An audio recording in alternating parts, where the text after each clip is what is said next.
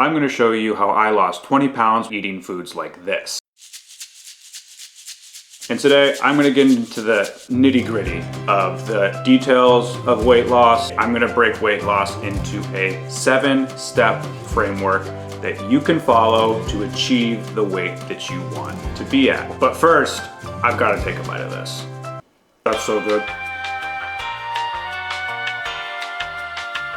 I want you to remember one principle. We need to expend more energy than we consume. Step number 1 in our framework is to eat less. Now, this might sound obvious, but it can be pretty difficult, so pay attention. I have 3 rules that help you quite a bit. The rules are pretty simple. 3 meals a day, 0 snacks, and 0 drinks with calories. When I first started getting into my own weight loss, I was guzzling these drinks at work. I was drinking 3 or 4 of these a day.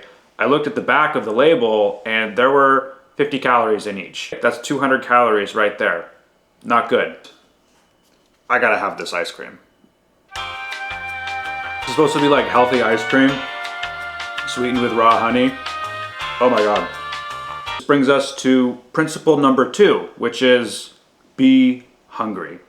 It's okay to be a little bit hungry. It's going to happen. If you're used to a certain intake and then you start eating less food, you're gonna be a little bit hungry. This is a great opportunity to explore your own psychology with food and hunger. For me, my family growing up, they told me that we always had enough money for food, so we never needed to be hungry.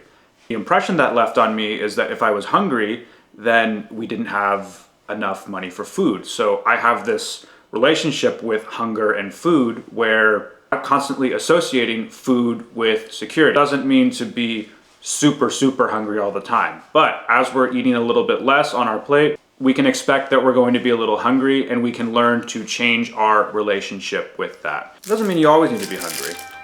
You can focus a few times a week on what will make you less hungry. And that, for me, on Fridays, my fiance and I, we run another channel, Chipmunk Buffalo, check it out, for burritos. And this is one of our local favorite burritos. I'm gonna have a bite right now. So good. I love chips as well. Do you put chips in your burrito, in the burrito, or do you scoop? I don't know. Number 3, move more. Remember our equation, spend more energy than we consume. First, we're going to eat less. We already talked about that. We're gonna be a little bit hungry. Now, we're going to move more. A 15-minute walk after you eat, you could maintain the number of calories that you're eating and just start moving more. Let's say you go from moving an hour a day to 2 hours a day, lose weight over time. We'll get it a little bit faster if we both do a little bit of a cut on the calories and making sure that we're getting more movement in our lives. If you just move more, you're going to be healthier. And if you move more, you can have cookies like this. That was so good. God, I gotta stop eating this. Which brings us to number 4, which is weigh yourself every single morning. To feel good about the progress that we're making, we need to be able to measure it. Wake up, go to the bathroom, get on the scale, and most importantly, write it down. Number will fluctuate. And instead of looking at every single day of our weight, what we actually want to do is we want to look at our weight average over the last rolling 7 days. You don't need to worry about the trends every single day. You just need to worry about that average over the last 7 days. And notice a piece of equipment that I didn't mention that we should have in here, and that's a mirror. We don't want to be looking in the mirror because we're interested in getting to a weight that makes us feel healthy, where we feel good. And we're trying to do that without creating a bad relationship with food, a bad relationship with our body. And that's why the scale is what is important. We find the weight that's healthy using the scale. So that as we're doing that, we get the chance to have some wonderful treats like pizza.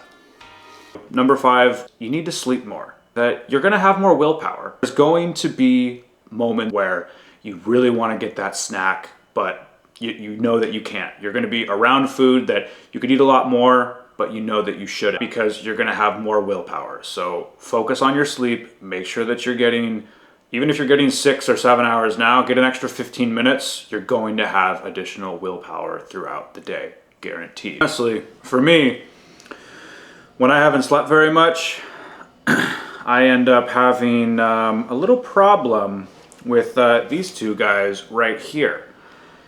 I love to take some peanut butter, which, you know, isn't that bad itself, and then some Ghirardelli chocolate chips. I actually like Hu chocolate chips. These are the ones that I can find consistently, though. And then what I do is I put this on a piece of toast. Anything like me, you're an athlete who's trying to work, trying to train, and trying to get in the best shape that you can be in. You need to fuel when you need to fuel. You need to eat when you need to eat.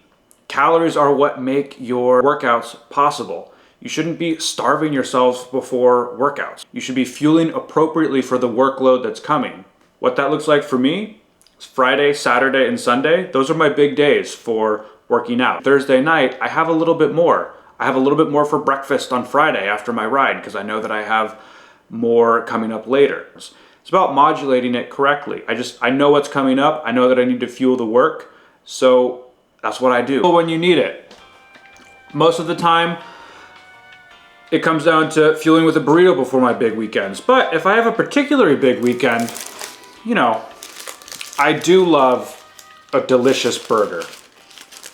And I enjoy it. I enjoy a burger when I got a burger. And this one looks pretty good. It's from just downstairs.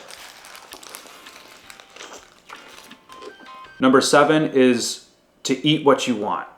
And as you've seen throughout this video, I have the great joy of eating what I want. We've got our peanut butter and our Ghirardelli chocolate chips. I like the Hu ones more, nothing against Ghirardelli, but that's just how it is. We're going to put it in our beautiful toaster.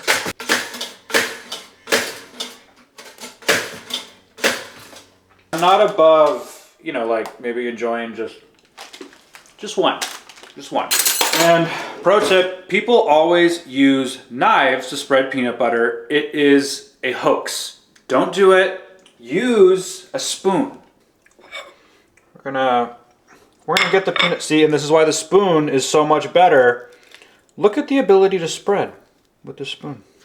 What I'm gonna do next, very important you get the technique right here. You know, you just get some, I like my chocolate. So delicious.